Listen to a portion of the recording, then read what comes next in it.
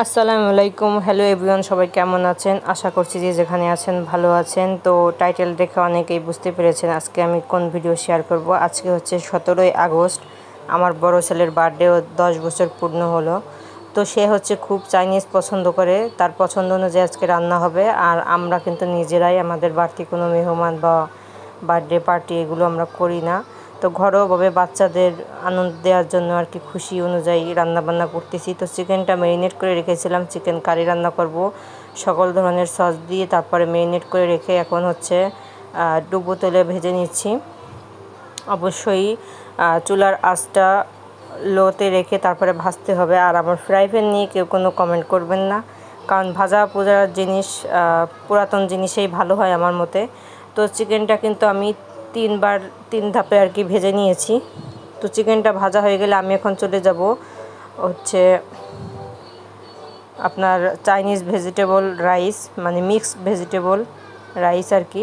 তো এখানে হচ্ছে ডিমটা 4টা ডিম নিয়ে আমি হচ্ছে স্ক্রাম্বল করে নিয়েছি, সামান্য লবণ দিয়ে নিয়েছি। তো ডিমের মধ্যে আমি হচ্ছে এখন যত সবজি আমি অ্যাড করব, ক্যাপসিকাম, বটবটি, তারপরে হচ্ছে গাজর, এগুলো দিয়ে এখন ভালো করে নেড়েচেড়ে মিশিয়ে নেব। তো তার আগে চিকেন যেগুলো ম্যারিনেট করে রেখেছিলাম, সামান্য আদা রসুন দিয়ে, গোলমরিচের গুঁড়া দিয়ে, তো এখানে হচ্ছে আমি সামান্য পরিমাণে লবণ অ্যাড করে দিলাম। তো যেহেতু সয়া সসটা ব্যবহার করব সেহেতু লবণের পরিমাণটা খুব কম দেবেন। লবণটা দিয়ে ভালো করে নিয়ে নিচ্ছি। আর চিকেনের বুকের মাংসটা নিয়েছি, আর হচ্ছে আপনার ছোট ছোট কিউব করে কেটে নিয়েছি। এর থেকে ছোট অথবা লম্বা করে কেটে নিতে পারেন, এটা হচ্ছে যার যার চয়েস।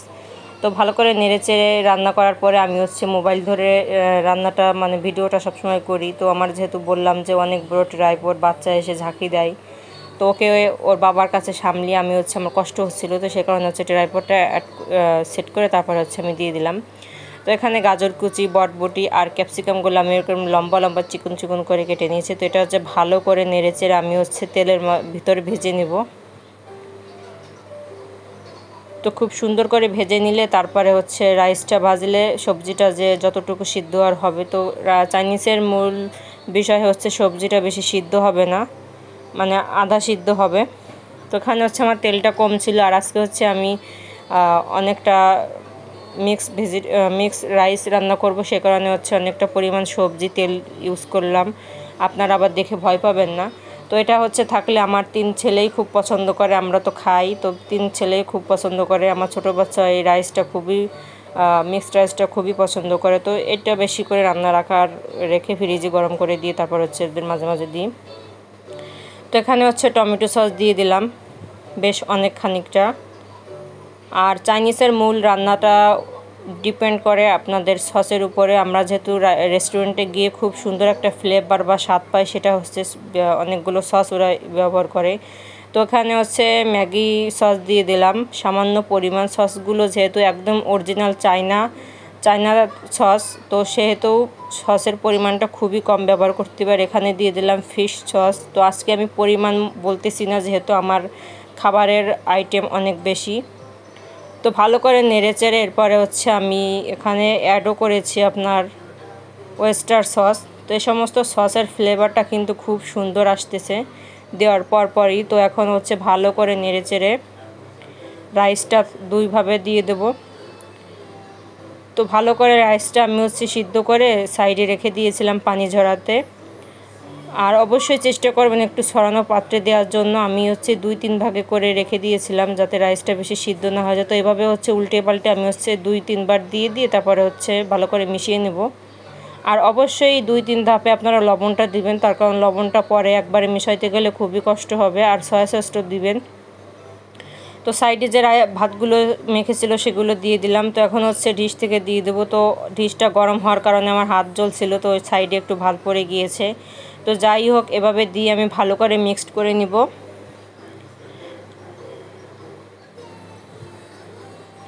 তো ভালো করে এভাবে নেড়েচেড়ে আমি উল্টে পাল্টে মিশিয়ে নিচ্ছিলাম যেন সস সবজি সব কিছু একসাথে ভালো করে মেশানো হয়। আর বড় পাত্রে নেওয়ার কারণ হচ্ছে নাড়তে সুবিধা হয়, এই কারণে আমি বড় পাত্রে সবসময় বিরিয়ানি, পোলাও, তারপরে চাইনিজের আইটেমগুলো রান্না করি, আমার নাড়তে খুবই সুবিধা হয়। তো এখানে হচ্ছে লবণ দিয়ে দিলাম। আমি সামান্য পরিমাণ লবণ দিয়ে দিলাম। পরে যদি আমি টেস্ট করে দেখব অবশ্যই, পরে যদি মনে হয় যে লবণ কম হয়েছে তখন দিয়ে দেবো, কোনো সমস্যা নেই। একবারে বেশি দিলে হচ্ছে যেহেতু সয়া সস ব্যবহার করব, অতিরিক্ত লবণ হয়ে গেলে খাবারটা কিন্তু খাওয়া যাবে না। তো রাইসটা আমার দমে বসিয়ে আমিও চলে এসেছি চিকেন কারি রান্না করতে। এখানে হচ্ছে আদা রসুন একদম কুচি করে ক্যাপসুলে কুচি করে নিয়েছিলাম, তো সেটা দিয়ে দিলাম। তো এটা ভালো করে ভেজে নেড়ে চেড়ে তারপরে হচ্ছে পেঁয়াজগুলো কিউব কিউব করে কেটে রেখে দিয়েছিলাম, তো সেগুলো হচ্ছে দিয়ে নাড়ে চেড়ে ভেজে নেব।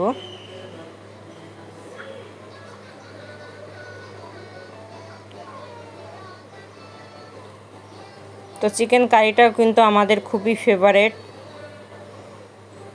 তো সবসময় চাইনিজের সাথে আমরা কিন্তু চিকেন কারিটা অবশ্যই মাস্ট রাখি। চিকেন ফ্রাইও করি মাঝে মধ্যে, তো চিকেন ফ্রাইর থেকে চিকেন কারিটা বেশি ভালো লাগে। তো এখন হচ্ছে ভালো করে নেড়ে চেড়ে একটু ভেজে নিলাম। যখন একটা গন্ধ মানে সুন্দর একটা গন্ধ বেরোবে তখন হচ্ছে পেঁয়াজ কিউব কিউব করে কাটা পেঁয়াজগুলো দিয়ে দেবো। এখানে বড় পেঁয়াজগুলো অ্যাড করলে খুবই ভালো হয়। তো আমার কাছে যে পেঁয়াজ ছিল সেটা দিয়ে আমি হচ্ছে কাজ চালিয়ে নিলাম। তো পেঁয়াজগুলো দিয়ে ভালো করে নেড়ে চেড়ে কিছুক্ষণ তেলের ভিতরে ভেজে নেব।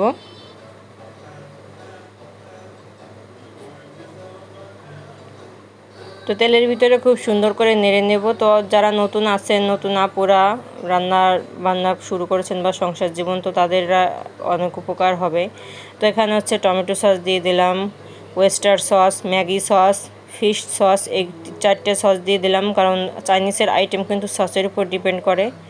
তো ভালো করে দিয়ে আমি হচ্ছে এক এক করে দিয়ে সবগুলো ভালো করে নেড়ে চেড়ে নেব।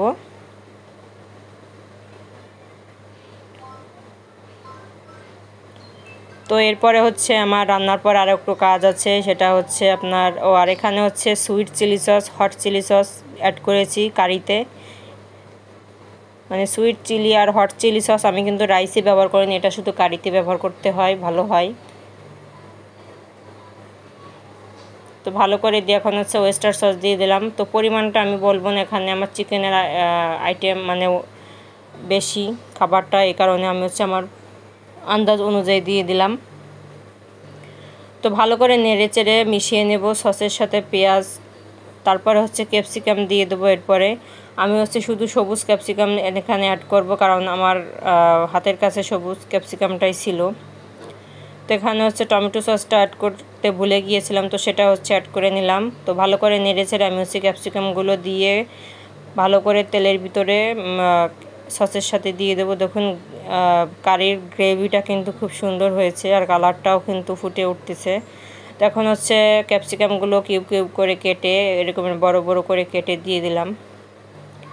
তো দিয়ে ভালো করে নেড়ে চেড়ে আমি হচ্ছে চিকেনগুলো দিয়ে এখন ভালো করে মিশিয়ে নেব।